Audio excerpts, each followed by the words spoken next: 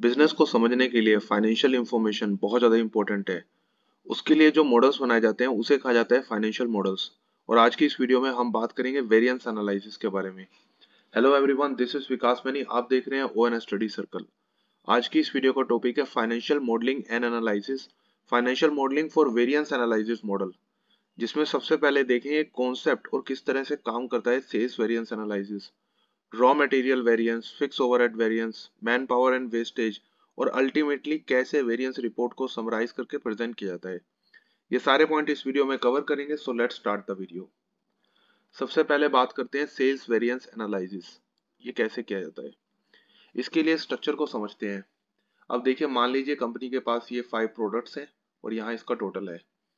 अब ये बजट की जगह स्टैंडर्ड भी हो सकता है। सिंप्लीफिकेशन के लिए हम बजटेड क्वांटिटीज ले रहे हैं। जैसे बजट में कितनी क्वांटिटी एज्यूम की गई थी, कितनी सेल होगी, बट एक्चुअल में कितनी हुई। बजट का एनआरवी, एनआरवी का मतलब होता है कि वो बिलिंग रेट जिसमें ट्रेड डिस्काउंट, मार्केट रिजेक्शन सारे एडजस्ट करने के बाद जो नेट रियलाइजेशन वैल्यू है उसे कहा जाता है एनआरवी। कि कितना रेट कंपनी को एक्चुअल में मिल रहा है, कितनी रेट से कंपनी एक्चुअल में कमाई कर रही है। तो बजट में कितना एज्यूम किया गया था और एक्चुअल में कितना मिला है, दोनों को मल्टीप्लाई करके आपके पास बजटेड वैल्यू एक्चुअल वैल्यू निकल आएगी। फर्स्ट प्रेजेंटेशन में आप ये शो कर सकते हैं कि प्रोडक्ट वाइज कितना इंक्रीज डिक्रीज हो रहा है वैल्यू में। जैसे यहाँ देखें आप, -10%, -19%, -10%, दोनों का डिफरेंस यहाँ आप मेंशन करेंगे और दिखाएंगे कि टोटल इम्पैक्ट ऑफ डिक्रीज कितना है, जो 8.6% है टोटल एक्चुअल वैल्यू का। तो फर्स्टली आप ये प्रेजेंट कर सकते हैं in context of sales variance analysis. उसके बाद आप डिफरेंट डिफरेंट एंगल से इसका वेरिएंस निकाल सकते हैं। इसमें देखें, जब भी आप कोई कॉम्प्लेक्स फार्मूला की वर्किंग करते हैं, बेटर है कि उसके साथ ही अपनी शीट में उसको एक्सप्लेन करें थ्रू नंबर्स। जैसा आप देख पा रहे हैं, यहाँ हमने नंबर डिनोट किए हैं 1 2 3 4। और सिंप्लीफिकेशन के लिए कि ये फिगर कैसे कैलकुलेट हुई है, यहाँ उसका फॉर्मूला डिनोटेड है। जैसे 5 is equal to 2 into 4 minus 1 into 3। इससे आपका टोटल वेरिएंस निकला। कैसे निकला? बजटेड वैल्यू में से एक्चुअल वैल्यू माइनस करी तो आपका टोटल वेरिएंस निकल गया कि टोटल डिफरेंस इतना है पर प्रोडक्ट। और यहाँ आप टोटल में देख रहे हैं। उसके बाद उसमें से प्राइस का कितना इम्पैक्ट है, क्वांटिटी का कितना इम्पैक्ट है। क्योंकि ठीक है, टोटल वेरिएंस है 1075 प्रोडक्ट ए में, प्राइस में थोड़ा नुकसान हुआ है 75 रुपीज का, क्वांटिटी में इसमें हमें बेनिफिट हुआ है। तो टोटल लेवल पर कितना प्राइस में बेनिफिट हुआ है या नुकसान हुआ है, कितना क्वांटिटी में, ये आप प्रेजेंट कर सकते हैं। उसके बाद आप फर्दर प्रेजेंट कर सकते हैं मिक्स। लाइक जैसे अगर कंपनी है, डीलर को भी सामान बेचती है, रिटेलर को भी, तो बजट में क्या एज्यूम किया गया था और एक्चुअल में क्या पिक्चर आई। मान लीजिए बजट में प्रोडक्ट ए की अगर बात करें तो ये माना जा रहा था कि 40% सामान डीलर के थ्रू जाएगा, रिटेलर को मिलेगा 60%। मतलब 100 यूनिट अगर बेचेंगे तो 40 यूनिट्स खरीदेगा डीलर, 60 यूनिट्स खरीदेगा रिटेलर। और ये उनका रेट्स है। तो मिक्स में अगर चेंज होता है तो किस तरह से आप उसका इम्पैक्ट निकाल सकते हैं और टोटल समरी प्रेजेंट कर सकते हैं।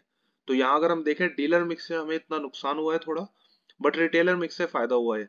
और सबसे ज्यादा इम्पैक्ट जहां पड़ा है उसको आप हाईलाइट कर सकते हैं और उसके रीजन की रिक्वायरमेंट कर सकते हैं। और बेटर है कि इसको आप पास्ट मंथ की परफॉर्मेंस से कंपेयर करें। अगर किसी प्रोडक्ट में सब्सटेंशियल इम्पैक्ट आया है तो उसको आप स्टैंडर्ड बना सकते हैं जिससे मैक्सिमम बेनिफिट हुआ है। तो इस तरीके से आप सेल्स का वेरिएंस एनालिसिस कर सकते हैं। अब बात करते हैं रॉ मटेरियल को किस तरह से उसके वेरिएंस को एनालाइज करते हैं।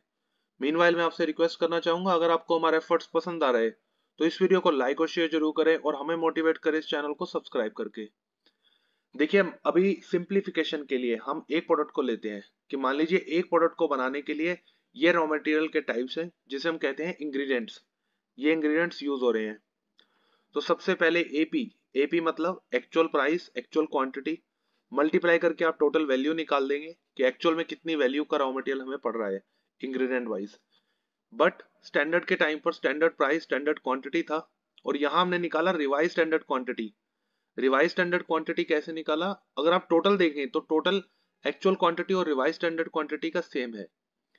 इसका लॉजिक क्या है? इसका लॉजिक ये है कि ठीक है, आपका टोटल एक्चुअल क्वांटिटी ज्यादा यूज हुई है, बट उसी रेशो में होनी चाहिए जिस रेशो में स्टैंडर्ड क्वांटिटी थी। तो 950 डिवाइडेड बाय 9655 मल्टीप्लाई बाय 10049। तो इस तरीके से आप रिवाइज स्टैंडर्ड क्वांटिटी निकाल देंगे कि स्टैंडर्ड के हिसाब से इस कॉम्बिनेशन में, इस मिक्स में यूज होनी चाहिए थी स्टैंडर्ड क्वांटिटी। उसके बाद आप वेरिएंस निकालेंगे। और यहाँ भी देखिए, हमने फॉर्मूला जो है वो डिनोटेड कर रखे हैं, अगर आप देख पा रहे हैं येलो शीट्स में। तो इससे क्या होता है कि कोई भी आपकी रिपोर्ट किस तरह से उसमें फिगर कैलकुलेट हो रही है उसको इजीली कैलकुलेट कर सकता है अगर वो खुद से भी करना चाहे तो यहाँ टोटल वेरिएंस निकाला। वेरिएंस कैसे निकाला, जो स्टैंडर्ड वैल्यू बन रही थी स्टैंडर्ड क्वांटिटी और प्राइस को मल्टीप्लाई करके उसमें से टोटल वैल्यू एक्चुअल की माइनस करी, आपका टोटल वेरिएंस निकल आया। उसके बाद जो टोटल वेरिएंस निकला उसको आप परसेंटेज में लिंक करेंगे टोटल वैल्यू से। उसके बाद बहुत ज्यादा डिफरेंस वाले जो आरएम टाइप है उसको आप हाईलाइट करेंगे, जैसा हम देख पा रहे हैं यहाँ 31%, 10%, 18%, 21%, इसको आप हाईलाइट करेंगे, इसके डिटेल में जाएंगे। और टोटल वेरिएंस में से प्राइस का कितना है, क्वांटिटी का कितना है। अब देखिए क्वांटिटी में डिफरेंस आया 4643, मतलब प्राइस में तो बेनिफिट है, क्वांटिटी में थोड़ा नुकसान हुआ है। उसमें से यील्ड की वजह से कितना इंपैक्ट पड़ा है, मिक्स की वजह से कितना इंपैक्ट पड़ा है। यील्ड का मतलब होता है कि कितना अर्न कर पा रहे हैं। अगर 100 रुपए का मटेरियल डाल रहे हैं तो कितना प्रोडक्ट बन रहा है, मतलब अगर 1 kg का मटेरियल डाला तो लेट से अगर 900 ग्राम का प्रोडक्ट बन रहा है तो इसकी यील्ड 90% आप कह सकते हैं। प्राइस वेरिएंस की अगर हम बात करें तो इसमें जो क्वांटिटी लेंगे जिससे आप मल्टीप्लाई करा रहे हैं वो एक्चुअल लेते हैं, क्योंकि एक्चुअल लेवल पर आप देखना चाह रहे हैं। बट अगर क्वांटिटी वेरिएंस की बात करें तो इसमें प्राइस ऑफ स्टैंडर्ड लेंगे, क्योंकि देखिए मंथ वाइज देखें तो उसमें प्राइस चेंज होते रहते हैं, तो एक स्टैंडर्ड प्राइस लेते हैं जो पूरे साल एक जैसा रहेगा। ये तो बात होगी रॉ मटेरियल वेरिएंस की। अब बात करते हैं फिक्स ओवरहेड वेरिएंस। देखिए इसमें क्या हुआ, इसमें बजट के टाइम पर यह एज्यूम किया गया था कि टोटल खर्चा होगा 1.5 लाख रुपए का, यूनिट्स बनाई जाएंगे 1 लाख, और यूनिट्स बनाने के लिए टोटल घंटे लगेंगे 15,000। बट एक्चुअल में क्या हुआ, एक्चुअल में खर्चा 1.5 लाख नहीं 1,70,000 हुआ, और घंटे 15,000 नहीं, घंटे लगे 14,000, और यूनिट्स बनाएगी 90,000। तो उसके बाद कितना डिफरेंस आया अलग अलग लेवल पे। तो सबसे पहले तो आप इसमें देखेंगे, देखिए इसमें क्या होता है कि जैसे 1.5 लाख रुपए का खर्चा था और 15,000 घंटे लगने थे, तो पर घंटे का रेट कितना हुआ 10 रुपए। टोटल कितने यूनिट्स बनाई गई 90,000। तो देखिए इससे आप स्टैंडर्ड ओवर्स निकालेंगे। टोटल यूनिट्स बननी चाहिए थी 1 लाख, बनी है 90,000, और 1 लाख यूनिट्स के लिए 15,000 घंटे लगने थे। तो 90,000 यूनिट्स के लिए कितने घंटे लगेंगे 13,500, और यहाँ इसका फॉर्मूला है, आप इससे कैलकुलेट कर सकते हैं। तो उसके बाद टोटल डिफरेंस कितना आया, एक्चुअल में 13,500 घंटे, और पर घंटे पर आप चार्ज करें 10 रुपए, तो टोटल चार्ज क्या होगा 1,35,000। बट देना कितना पड़ा 1,70,000। डिफरेंस आया 1,70,000 माइनस 1,35,000, 35,000 का। बट उसमें से देखिए खर्चा कितना बड़ा हुआ था। देखिए बिजनेस एज्यूम करा था कि 1,50,000 खर्चा होगा, बट एक्चुअल में हुआ 1,70,000। तो खर्चा बढ़ गया, एक्सपेंडिचर बढ़ गया 20,000 से, और जो रिमेनिंग बैलेंस है वो कॉस्ट की वजह से है। उसमें एफिशिएंसी कितनी हुई, कैपेसिटी कितनी हुई, उसको कैलकुलेट कर सकते हैं। एफिशिएंसी कैसे, एफिशिएंसी में देखिए कि कितने घंटे एक्चुअल में लगे थे माइनस कितना स्टैंडर्ड था, तो स्टैंडर्ड से एक्चुअल कितना ज्यादा है उसको आप मल्टीप्लाई करेंगे रेट से, क्योंकि जितना ज्यादा होगा वो उतनी कॉस्ट है। उसके बाद आप कैपेसिटी निकाल सकते हैं। कैपेसिटी का मतलब क्या है, कैपेसिटी का मतलब है कि कितना बजट में आप टोटल कितने घंटे काम कर सकते थे। बजट में ये प्लान किया गया था कि आपकी कैपेसिटी थी 15,000 घंटे काम करने की, बट एक्चुअल में बिजनेस ने कितने घंटे काम किया 14,000, 1,000 घंटा कम काम किया है, और रेट है 10 रुपए, तो टोटल 10,000 का कैपेसिटी कम करी है, तो उस वजह से यहाँ आपका कैपेसिटी वेरिएंस है। तो इस तरीके से आप फिक्स ओवरहेड वेरिएंस निकाल सकते हैं। उसके बाद फिक्स ओवरहेड को अगर आप एक और एंगल से देख सकते हैं, कॉस्ट बेनिफिट एनालिसिस। जैसे मार्केटिंग की सैलरी की अगर बात करें, मार्केटिंग डिपार्टमेंट की सैलरी अगर बढ़ रही है 30% से, और सेल इंक्रीज हो रही है 15% से, तो वो जस्टिफाइड नहीं है। और सेल में यहाँ क्वांटिटी की इंक्रीज नहीं देखेंगे। अगर मार्केटिंग की सैलरी बढ़ रही है 30% से और सेल की वैल्यू बढ़ रही है, मतलब कंपनी को जो रियलाइज जो सेल रेवेन्यू बन रहा था वो 20% से बढ़ गया, तो ये जस्टिफाइड हो सकता है। डेप्रिसिएशन की बात करें, डेप्रिसिएशन 12,000 रुपए से बढ़ा है, और वेरिएबल एक्सपेंस में सेविंग है 12,500 से, मतलब रॉ मटेरियल में सेविंग, पैकिंग में लेबर एफिशिएंट हो गई, क्योंकि नई मशीन को ऑपरेट करना इजी था, तो इसका कोई इतना ज्यादा इंपैक्ट नहीं है। बट अगर सेम कॉस्ट पर ज्यादा सेल कर पा रहे हैं, तो सेम कॉस्ट पर ज्यादा वैल्यू सेल कर पा रहे हैं, तो ये ज्यादा प्रॉफिटेबल है।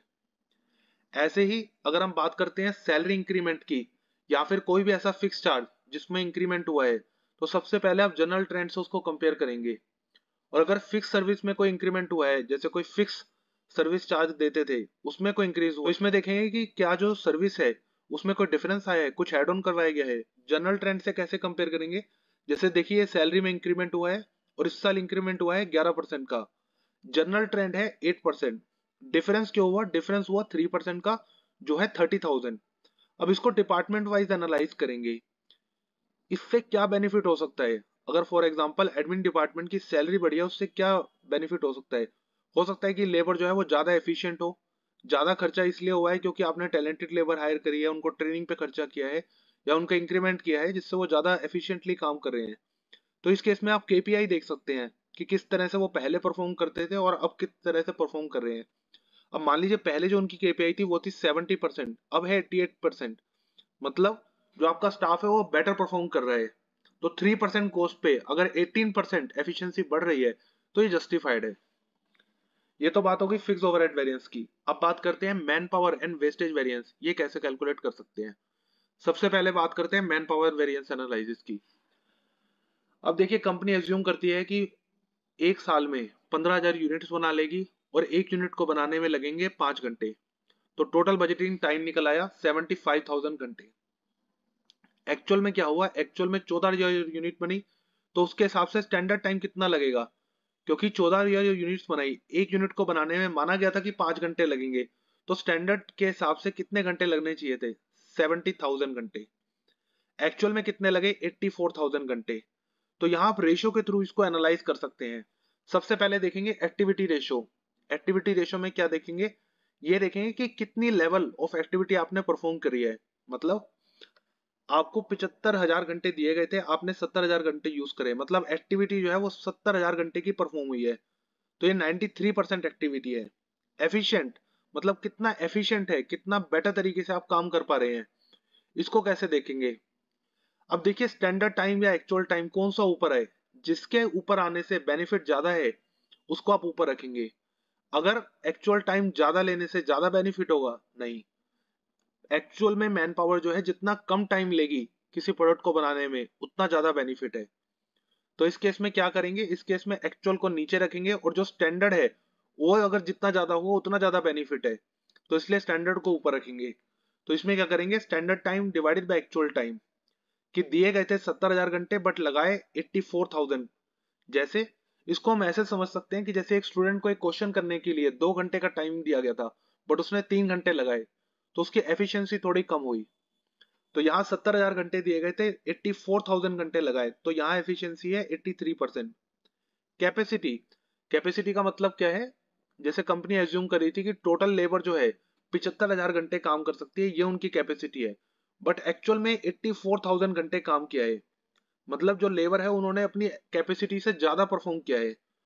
तो यहाँ जितना ज्यादा परफॉर्म कर रहे हैं उतना ज्यादा अच्छा है। तो इस केस में actual time divided by budgeted time. तो इस तरीके से आप कैपेसिटी निकाल सकते हैं। तो डिफरेंट डिफरेंट एंगल से आप मैन पावर को एनालाइज कर सकते हैं। वेस्टेज की अगर बात करें, इसको कैसे एनालाइज करते हैं? इसके लिए देखिए स्ट्रक्चर को समझते हैं। जैसे ये प्रोडक्शन यूनिट्स हैं, स्टैंडर्ड वेस्टेज जिसे हम फैक्ट्री रिजेक्शन कहते हैं, एक जर्नल जो भी last month, last week, last quarter, उसके हिसाब से एक स्टैंडर्ड निकाल लिया कि इतनी स्टैंडर्ड वेस्टेज होती है। उसके बाद एक्चुअल वेस्टेज देखा और फिर आपने निकाला एनआरवी, मतलब नेट रियलाइजेशन वैल्यू एक प्रोडक्ट की कितनी है। फिर आपने डिफरेंस निकाला स्टैंडर्ड और एक्चुअल में। अब देखिए एक्चुअल वेस्टेज अगर ज्यादा होगी तो वो कंपनी के लिए लॉस है, तो इसलिए स्टैंडर्ड माइनस एक्चुअल। तो जो भी लॉस होगा वो नेगेटिव में शो करेगा, पॉजिटिव फिगर आपका दिखा रही है कि इसमें आपको बेनिफिट है। उसके बाद जो डिफरेंस है उसको आप जो भी एनआरवी है उससे मल्टीप्लाई करेंगे, आपका टोटल वैल्यू इंपैक्ट आ जाएगा। टोटल इसमें वैल्यू इंपैक्ट में डिफरेंस है -214। बेनिफिट हुआ है 122 का, बट नेगेटिव प्रोडक्ट की वजह से जिसमें वैल्यू का डिफरेंस है वो है 336। तो इसको आप हाईलाइट करेंगे। हम देख पा रहे हैं बी प्रोडक्ट जो है उसमें बहुत ज्यादा डिफरेंस है। तो यहां में देख के इजिली पता लग जाता है कि बी प्रोडक्ट की वेस्टेज को कंट्रोल करने की जरूरत है। और ऐसा आप सिर्फ प्रोडक्ट वाइज नहीं, प्रोडक्ट वाइज, फैक्ट्री वाइज भी देख सकते हैं। तो इस तरीके से मैन पावर और वेस्टेज को एनालाइज किया जाता है। अब बात करते हैं वेरिएंस रिपोर्ट, किस तरह से वेरिएंस रिपोर्ट बनाई जाती है। देखिए सेल माइनस वेरिएबल कॉस्ट ये होता है प्रॉफिट, जिसे हम कहते हैं कंट्रीब्यूशन लेवल। सेल बढ़ेगी तो भी प्रॉफिट बढ़ेगा या कॉस्ट कम होगी तो भी प्रॉफिट बढ़ेगा। अब इसमें देखिए बजट में क्या प्लान किया गया था कि 100 रुपीज की सेल हो सकती है और वेरिएबल कॉस्ट होगी 60 रुपीज। तो कंपनी प्रॉफिट अर्न करेगी 40 रुपीज। बट एक्चुअल में सेल हुई 110 की और वेरिएबल खर्चा हुआ 80 का, तो टोटल प्रॉफिट कंपनी को मिला 30 रुपीज का। तो इसमें से सेल की वजह से क्या हुआ है? सेल की वजह से देखे तो बेनिफिट है। एक्चुअल में हुआ 110, स्टैंडर्ड था 100 का, तो 10 रुपए बेनिफिट है। बट कॉस्ट की वजह से 20 रुपए का नुकसान हुआ है। तो ये 20 रुपए का नुकसान वेरिएबल कॉस्ट में है। और वेरिएबल कॉस्ट की अगर हम बात करें तो रॉ मटेरियल इसका एक बहुत इंपॉर्टेंट पोर्शन कैरी करता है। वेरिएबल कॉस्ट में जनरली आते हैं raw material, packing, power and fuel, labour. तो सबसे पहले देखें रॉ मटेरियल की वजह से कितना डिफरेंस है। रॉ मटेरियल की वजह से 13 रुपीज का डिफरेंस है आउट ऑफ 20। उसमें से अगर हम देखें क्वांटिटी वेरिएंस, क्वांटिटी की वजह से हमारा 15 रुपीज का डिफरेंस है। प्राइस में तो बेनिफिट हुआ है, वैसे क्वांटिटी की वजह से 15 रुपीज का डिफरेंस है। और मिक्स की वजह से देखें, मिक्स की वजह से हमें 13 रुपीज का इसमें डिफरेंस आया है। और उसके बाद जिसने मिक्स किया है तो उसको फोकस करें कि आपने मिक्सिंग जो है उसमें गलती की है, मतलब फॉर्मुलेशन में गलती की है। क्योंकि यील्ड में तो देखिए सिर्फ -2 का डिफरेंस है, मिक्स में 13 का डिफरेंस है। तो इस तरह से जिसने फॉर्मुलेशन कंट्रोल किया है उसको आप अप्रोच करेंगे। और फ्यूल प्राइस जो देखें, फ्यूल प्राइस में डिफरेंस आया है 5 रुपीज का। तो टोटल अगर हम देखें आउट ऑफ 20 18 रुपीज का डिफरेंस यहाँ आइडेंटिफाइड कर लिया गया है, और जो मोर देन इनफ है। तो इस तरीके से मैनेजमेंट को आप एक ओवरऑल व्यू दे सकते हैं वेरिएंस रिपोर्ट का। तो आज की इस वीडियो में हमने देखा कि वेरिएंस एनालिसिस के कैसे अलग अलग मॉडल बनाए जाते हैं और इसकी वर्किंग कैसे एक्चुअल में वर्क करती है। I hope you like this video. Thanks for watching.